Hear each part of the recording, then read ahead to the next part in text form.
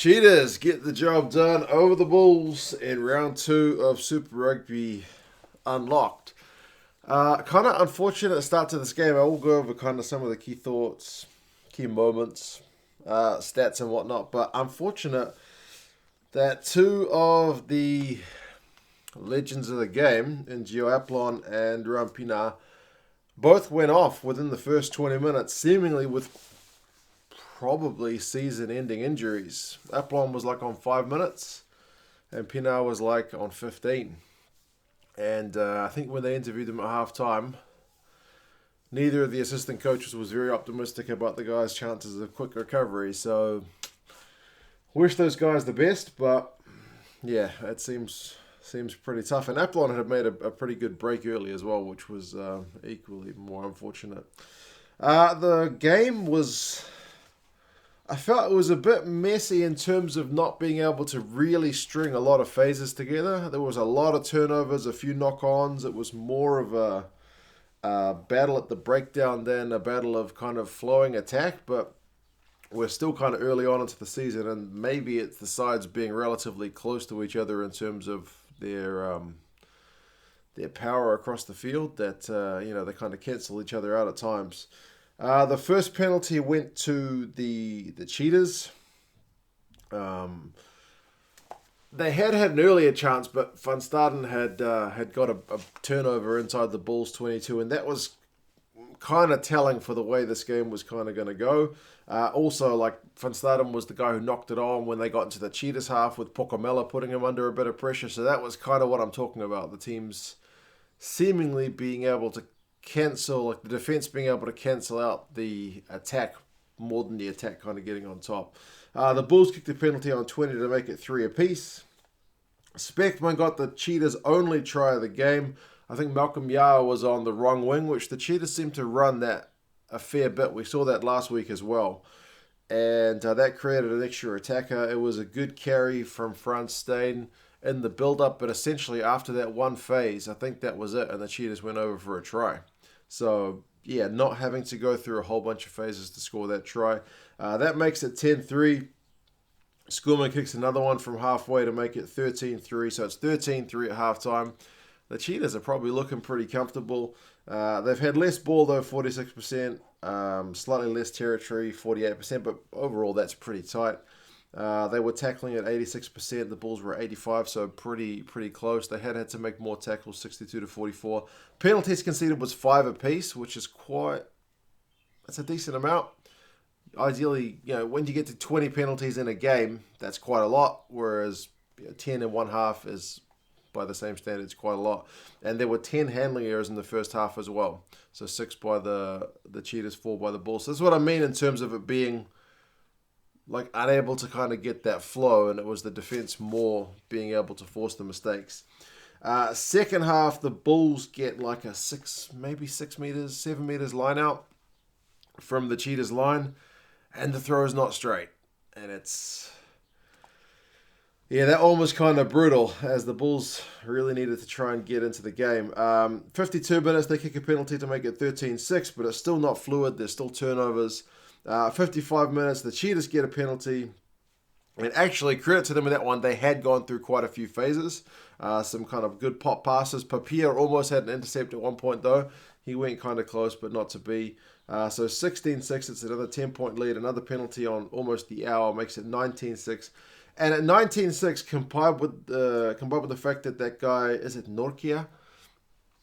I still can't quite get his pronunciation right. The Bulls guy gets yellow carded. So 10-point lead, yellow card. Sorry, it's more than a 10-point lead. It's a 13-point lead. Yellow card to the Bulls. They're lining up a shot at goal. It looks like pretty much game over for the Bulls. However, the Cheetahs missed that penalty. And then on 63, they kick one of their own to make it 19-9. That is back to a 10-point lead. And then the Cheetahs make an error from the kickoff, so momentum is slowly swinging more backwards towards the Bulls. The Bulls kick another penalty. This one's Chris Smith, because he swaps places with Mornay Steyn. It's 56 meters, it goes over, so it's 19-12. So essentially, during the time with one fewer man, The Bulls have scored 6 points. They've brought it back within 7 points. And suddenly it's game on. From the moment where the Bulls looked most vulnerable, they were at their best, which was bizarre. And then right before full time, 78 minutes, Joe Funsail from a big old maul. It went like 10 odd meters from the Bulls. It was a big try. 2 minutes, maybe a minute and a half to go. And with a minute left, Chris Smith's lining up the conversion, but it goes wide. You think Mornay probably kicks that one, but Chris Smith puts it wide. So pressure kick doesn't go over. The Bulls get another chance right towards full time because the Cheetahs give away a penalty after the kickoff. So it's in the Bulls half. The Bulls kick it to about halfway. They go through a few phases, but Funsail, that's Ivan, knocks it on. And after the Cheetahs win it, about 5 seconds after they've won it, they push the play, obviously, on the crowd cheering, because they had the fake crowd noise, which doesn't really work in this one, to be honest. It's done pretty poorly.